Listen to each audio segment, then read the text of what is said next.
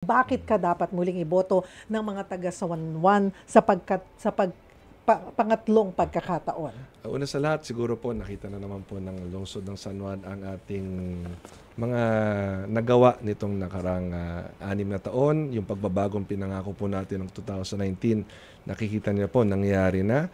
At ongoing yung ibang mga proyekto ho natin na antala lang talaga ng COVID-19. Ngunit yan po ay tatapusin natin lahat bago tayo matapos sa ating pagiging mayor sa June 30, 2028. So, alam po ng San Juan na lahat ng pinangako po natin ay nangyayari o nangyari na at pwede nyo po kung singilin.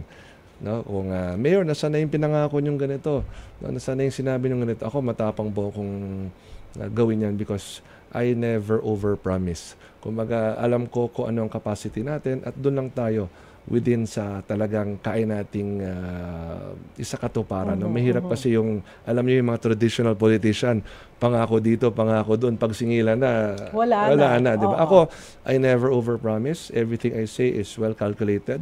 Kumbaga, meron tayong proper planning. And of course, malaking bagay talaga, Cheryl, yung good relationship with the national government. Yes. Kasi hindi talaga kaya ng local government mag-isa yan. So malaking bagay na meron tayong congresswoman na talagang tumutulong sa atin.